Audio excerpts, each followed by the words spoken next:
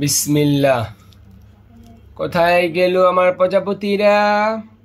আসো দেখি তাড়াতাড়ি সবাই। আমরা এখন একটি গল্প শুনবো। গল্পটির নাম কি? এক দেশে ছিল এক মাছ। কে লিখেছে? উম্মে মারজুক। চলো আমরা ভিতরে ঢুকি। মাছের ছবি আছে, ছবিগুলো আমাদেরকে কলমের কালি দিয়ে এঁকে দিতে হবে। গল্পটা এখন শুনছি। আমার সামনে আছে এক প্রজাপতি মানহা, আরেক অন্য প্রজাপতিরা আছে আরো অনেক দূরে। তাদের জন্যই আমরা গল্পটা রেকর্ড করছি। বিশাল এক সমুদ্র,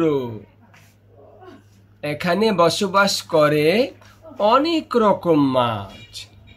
বড় মাছ, ছোট মাছ, হাঙ্গর, তিমি, ডলফিন সহ আরো অনেক প্রজাতির মাছ। এই মাছগুলোর মধ্যে ভালো খারাপ উভয় ধরনের মাছই ছিল। হাঙ্গর মাছগুলো যখন ধারালো দাঁতওয়ালা মুখ হা করে ঘুরে বেড়ায়, হাঙ্গর মাছগুলো যখন ধারালো দাঁতওয়ালা মুখ হা করে ঘুরে বেড়ায়, ভয়ে তখন অন্যান্য মাছগুলো এখানে সেখানে লুকিয়ে যায়, বের হয় না। কারণ হাঙ্গররা ছোট মাছদের দেখতে পেলেই খপ করে ধরে কপ করে গিলে ফেলে।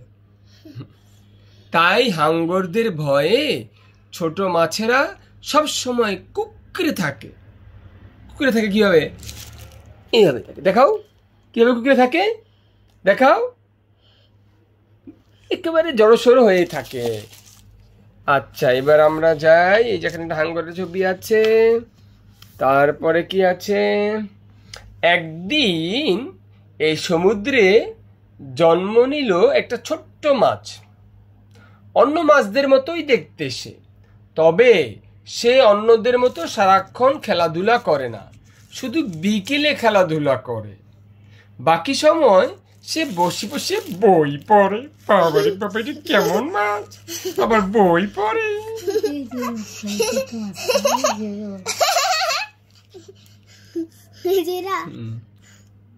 বই পড়ার কারণে তার বুদ্ধি ছিল অন্যদের থেকে অনেক বেশি। দেখতে ছোট হলেও বুদ্ধিতে সে কিন্তু অনেক বড়। অল্প দিনেই বুদ্ধিমান মাছ হিসেবে আশেপাশে তার সুনাম ছড়িয়ে পড়ল। একদিন ছোট মাছদের একটা মিটিং বসলো। ওরে বাবা, মাছেরা মিটিংই বসলো কিভাবে হাঙ্গরদের জ্বালাতন থেকে বেঁচে সুখে শান্তিতে বসবাস করা যায়। এই ছিল মিটিং এর আলোচনার বিষয়। তখন একটা মাছ বলল, আমরা যদি আমাদের বুদ্ধিমান ছোট মাছকে দাওয়াত দিয়ে আনি, তাহলে তার কাছে আমরা কোনো না কোনো সমাধান অবশ্যই পাবো। চলো আমরা আমাদের বুদ্ধিমান ছোট মাছকে কি করি? দাওয়াত দেই।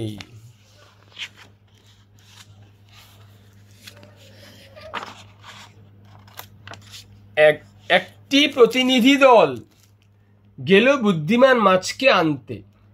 মিটিং এর সবাই ওই বুদ্ধিমান ছোট মাছটির জন্য অপেক্ষা করতে থাকলো। ছোট বুদ্ধিমান মাছটির হাতে সবসময় একটা বইয়ের ব্যাগ থাকে, কারণ সে সামান্য সময়ও নষ্ট করতে চায় না। ঠিক আছে, একটু সময় পেলেই সে বই খুলে পড়তে থাকে। দূর থেকে প্রতিনিধি দলকে আসতে দেখা গেল। দূর থেকে দেখা যাচ্ছে তাদের একজনের হাতে একটা ব্যাগও আছে। তার মানে বুদ্ধিমান মাছও আসতেছে তাদের সাথে। তাকে আসতে দেখে সবাই আনন্দ ধ্বনি করে উঠল, হই হই করে উঠল। তাকে সবাই স্বাগত জানালো। ছোট বুদ্ধিমান মাছটি মিটিং এ এলো। তার হাতে বইয়ের একটি ব্যাগ। মেধাবী মাছটি কারোর সাথে কোনো কথা না বলে ব্যাগটা খুলতে লাগলো। তারপর কি হলো, ব্যাগ থেকে কি যেন সে একটা বের করলো।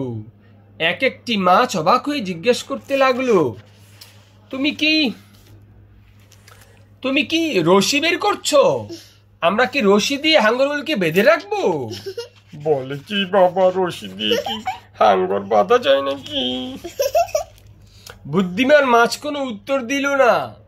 আরেক মাছ বলল, নাকি ছোরা বের করছো? ছোরা মানে কিছু ছুরি, ছোরা দিয়ে আমরা ওদের পেট ফেরে দেব, তাহলে ওরা আর আমাদের এখানে আসবে না। বুদ্ধিমান মাছ এবারও কিছু বলল না। অন্য এক মাছ বলল, মনে হয় সে হাতুড়ি বের করছে, হাতুড়ি দিয়ে পিটিয়ে আমরা হাঙ্গরদের মাথা ফাটিয়ে দিব। বাবারে বাবা, বলে কি! এবার বুদ্ধিমান মাছ কথা বলল। সে বলল, না, এসব কিছুই আমরা করব না। আমি একটা ছোট বই বের করেছি। অবাক হয়ে একটা মাছ বলল, বই বের করেছে?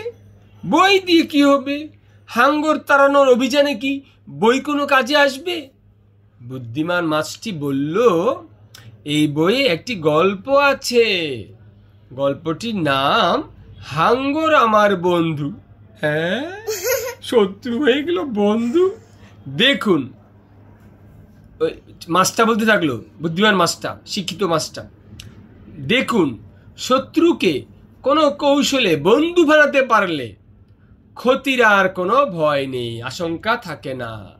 ধরে নিলাম আমরা হাঙ্গরকে কোনোভাবে তাড়িয়ে দিলাম, কিন্তু তাড়িয়ে দিয়েও তো কোনো লাভ হবে না, কারণ এই হাঙ্গরগুলো চলে গেলে দেখা যাবে ওদের জায়গায় অন্য কোনো শত্রু এসে আবার আমাদের বিরক্ত করবে।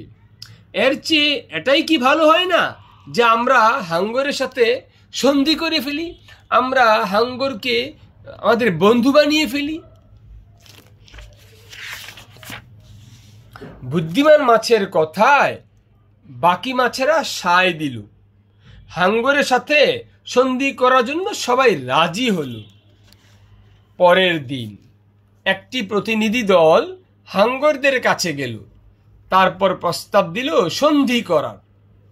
ছোট মাছেরা বলল, আমরা তোমাদের শরীরের শ্যাওলা খেয়ে পরিষ্কার করে দেব, তোমাদের জন্য সমুদ্র পরিষ্কার পরিচ্ছন্ন রাখব, বিনিময়ে তোমরা আমাদের কোনো ক্ষতি করবে না, আমাদের স্বাধীনভাবে বসবাসের সুযোগ দেবে।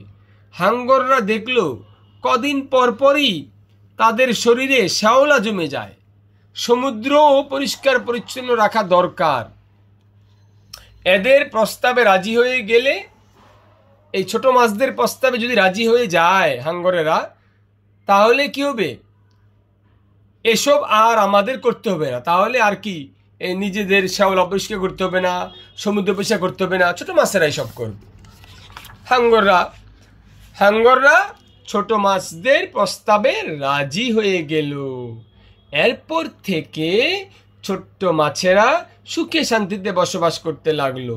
ওরা বুঝতে পারলো বইয়ে অনেক জ্ঞান আছে, কারণ বই পড়েই তো ওই ছোট্ট বুদ্ধিমান মাছটা তাদের এমন সুন্দর একটা বুদ্ধি দিল।